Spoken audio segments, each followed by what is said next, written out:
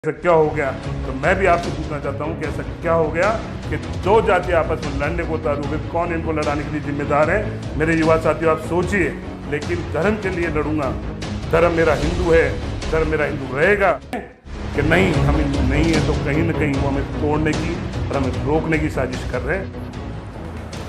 राम राम साथियों, मेरे मीणा समाज के बंधुओं, आज आपसे लाइव हुआ हूँ। समाज आहत है एक बात को लेकर, उस विषय में मैं आपसे बात करना चाह रहा हूँ। 2 दिन में आपने सभी नेताओं को सुना, राजनीतिक दलों की भी बातें सुनी, अब मेरी भी आप सुनेंगे। मुझसे आपकी मेरी गुजारिश आपसे ये रहेगी, जो एक घटना मीणाओं के इतिहास के साथ रही, इस संदर्भ में मैं आपको सीधे सीधे जोड़ना चाहता हूँ। क्या कारण रहा ऐसा कि जयपुर की राजधानी में इन मीणा सरदारों को एक साथ इकट्ठा होना पड़ गया? इस जयपुर राजधानी में इतने सारे मेरे जाति भाई, सजातीय भाइयों को आना पड़ गया। बात शुरू होती है भाई साहब 5 जून से। 5 जून को एक ऐसा कृत्य किया गया समाज विशेष के लोगों द्वारा। 5 जून को हमारे उस ऐतिहासिक किले में, जहां हमारी शिव पंचायत है, जिस शिव को सारा मीणा समाज आराध्य देव मानते हैं, उनको खंडित कर दिया गया कुछ धर्म विशेष के लोगों द्वारा। क्या उनकी भावना रही होगी, क्या उनका इंटेंशन रहा होगा, ये भगवान ही जाने, या उनको चलाने वाले वो लोग जाने, या उनके परिवारजन जाने कि उन युवाओं ने ऐसा काम क्यों किया। जब हमारे आराध्य देव की मूर्ति खंडित कर दी गई, ये बात है 5 जून की, तब सर्व समाज ने तय किया, उसमें वहीं के लोग हैं, लोकल लोग हैं, एसटी के लोग भी हैं, एससी के लोग भी हैं, अन्य लोग भी हैं, तय किया गया कि धर्म के साथ, इस ऐतिहासिक धरोहर के साथ, जो मीणा समाज की अपनी धरोहर है, जो इतिहास में मीणा समाज का उल्लेख कराती है, जैसे विदेशी आक्रांताओं ने कई चीज़ें हमारी मिटा दी, उनमें से कुछ चंद चीज़ें बची है, उसमें से भी ये महत्वपूर्ण एक किला है। इस किले के अंदर धार्मिक मूर्तियां तोड़े जाना बहुत अशोभनीय था। सर्व समाज के लोगों ने मीटिंग करी और 5 जून को एक एफआईआर दर्ज करी गई ट्रांसपोर्ट नगर थाने में। एफआईआर में शुद्ध ये कहा गया, इसमें मेरा कोई इन्वॉल्वमेंट नहीं है।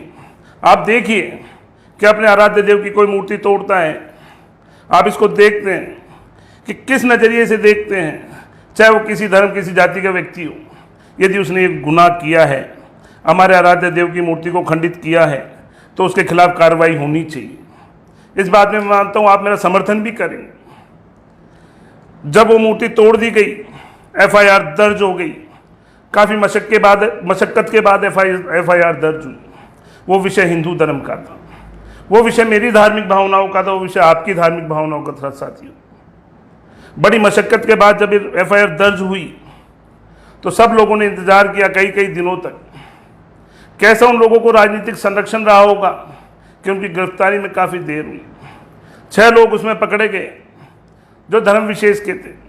और मेरी ऐसी कतई भावना नहीं होती कि मैं किसी को टारगेट करके बात करूं। कहना चाहता हूं आपको ये बात इसलिए कि जब हमारे मंदिर तोड़े जा रहे हैं, तो क्या हिंदू धर्म का ये समाज, ये हिंदू समाज चुप बैठेगा?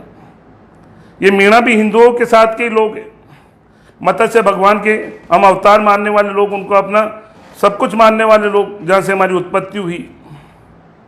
और जब ये एफआईआर दर्ज हुई बड़ी मशक्क़त के बाद, तो 13 जुलाई तक इंतजार किया वहाँ के सर्व समाज कि कोई आए, इन खंडित मूर्तियों को विसर्जन किया जाए या मूर्तियाँ और लगाई जाए, और ये जिस समाज की धरोहर है उनसे बात की जाए। समाज के सब लोग जुड़े। 5 जून से 13 जुलाई तक, 13 जुलाई को सर्व समाज ने तय किया, चूँकि हिंदू समाज का मंदिर है, मीणाओं की शान है इसमें जुड़ी हुई, सब लोगों ने तय किया कि यहाँ शिव जी की प्राण प्रतिष्ठा दोबारा की जाए। सब लोगों ने मिलकर चंदा इकट्ठा कर भगवान हमारा आराध्य देव शिव जी का वो मंदिर फिर से स्थापित किया।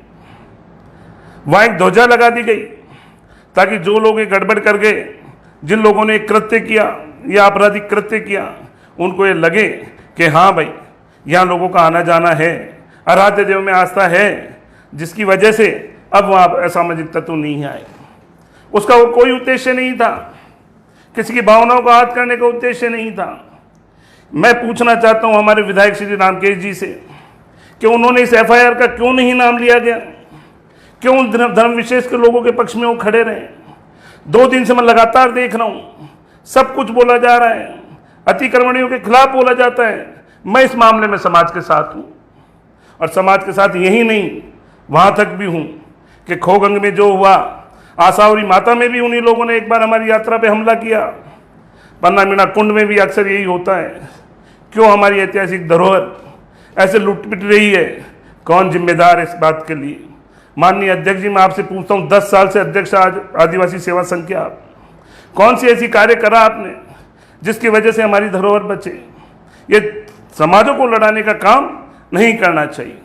और ये आपको इसलिए कह रहा हूँ क्योंकि आप इस सरकार के समर्थित उम्मीदवार हैं। आपने समर्थन दिया इस सरकार को कि जब आपने देखा कि ऐसा कोई कृत्य हो रहा है, देखने का नजरिया आपका अलग हो सकता है, मेरा अलग हो सकता है। आपको लगता है कुछ बेईमान लोगों ने दिमाग कब्जा करने की कोशिश की है, तो आप सरकार के हिस्सा थे। आप चाहते एफआईआर दर्ज कराते, आप करते उन पर मुकदमा दर्ज कराते, हम आपके साथ बराबर से देते। लेकिन कुछ चंद लोगों को बचाने के लिए कहते हुए बड़ी शर्म आती है। आपका एक वीडियो वायरल हो रहा है, उसमें आप ये कह रहे हैं कि मेरी रफीक खान से बात होगी। आज रफीक खान ही तय करेगा कि मीणा समाज के गढ़ में कौन आएगा कौन जाएगा।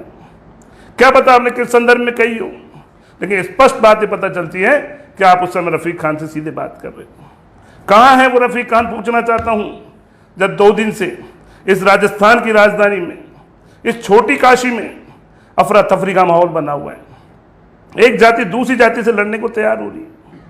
मेरा तो हाथ जोड़ के ये निवेदन है, मैं इसी बात का समर्थक हूँ कि कोई जाति कोई वर्ग किसी से कभी लड़े नहीं, सीधे उलझे नहीं। और जो मेरा एफआईआर कराने का पीछे जो उद्देश्य भी रहा होगा, वो यही रहा होगा अज्ञात लोगों के खिलाफ कि रातों रात भड़की उन भावनाओं में कृत्य क्या पता किसने किया है, मेरे समाज पे लांछन नहीं लगे, मेरे लोगों पे लांछन नहीं लगे। ये मेरा उसमें उद्देश्य रहा है। मैं कभी गलत नहीं रहा हूँ, कभी मैंने गलत बात नहीं करी है, और कभी गलत व्यक्ति का साथ नहीं दिया। ऐसा मैं आपको कहना चाहता हूँ मेरे साथी भाइयों।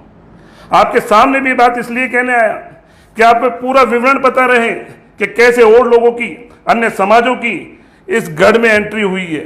ये 5 जून की वो घटना, क्या आपके मन में उतरता है कि कोई लोग हमारे आराध्य देव की मूर्ति तोड़ दे और समस्त हिंदू समाज सोया बैठा रहे?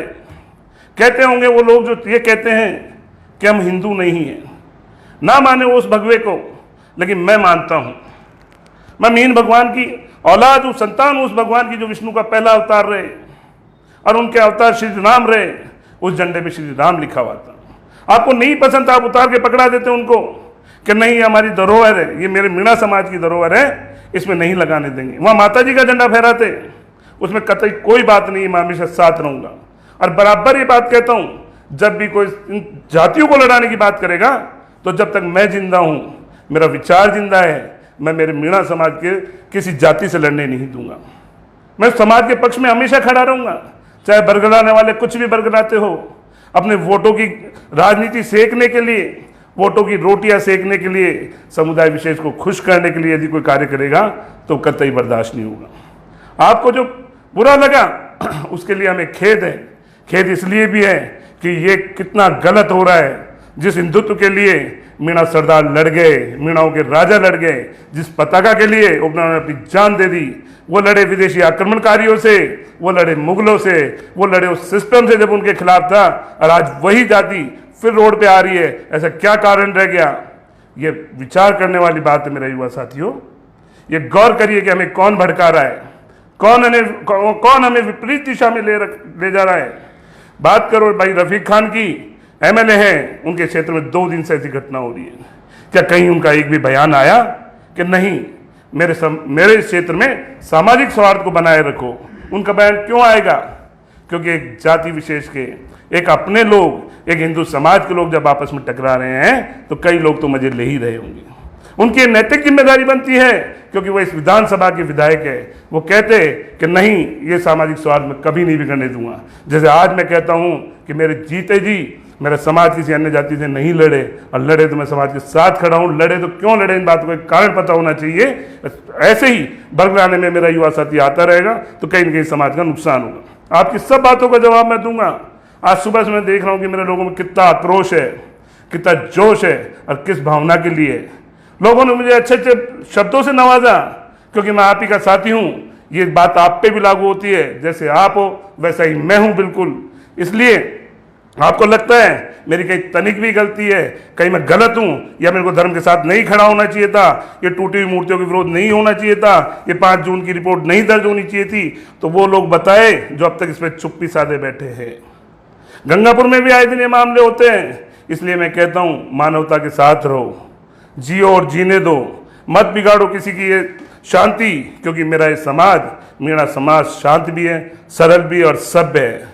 ये किसी को छेड़ते नहीं, कोई इनको छेड़ता है तो फिर ये किसी को छोड़ते नहीं। ऐसी भावना मेरी हमेशा मेरे समाज के साथ रही।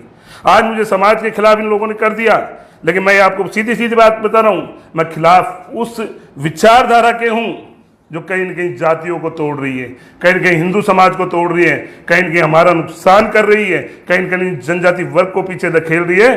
तो इसलिए हम सबकी ये ड्यूटी बनती है कि हम आपस में कतई नहीं लड़े, कतई एक दूसरे के खिलाफ ना बोले, और वो लोगों को पहचाने जो ये लोग गड़बड़ करना चाह रहे हैं, जो ये लोग चाह रहे हैं कि हिंदू भाई आपस में लड़े ताकि उनके स्वार्थ सिद्धि हो। आपसे हाथ जोड़ के इतना ही कहता हूँ। इसके अलावा मैं आपसे और जो बात, यदि आपकी कोई बात रहेगी तो मैं आपसे सीधी सीधी भी बात करूंगा, वार्तालाप करूंगा, क्योंकि मेरे दिल में ना कभी खोट थी ना कभी खोट है। इस समाज की वजह से आज मैं इस कुर्सी पर बैठा हूँ। मुझे ध्यान है वो छात्र संघ का वो चुनाव कि सैकड़ों लड़के गांव से निकल के आए थे। ये एहसान मैं, मेरा परिवार और इस समाज कभी नहीं भूल सकता। बड़ी वेदना होती है ये जानकर कि मेरे समाज के लोग अन्य समाज के लिए आगे लड़ने आ गए। अरे ये तो बलिदानी समाज है, जिन्होंने सबको दिया ही दिया है। क्यों ऐसी बातें हो रही है हमारे बीच में? कौन हमें भड़का रहा है? कौन हम जातियों को लड़ाना चाह रहा है? कौन हिंदुओं की ताकत को तोड़ना चाह रहे हैं? इस बात में कतई कोई शक शुबा नहीं हो सकता।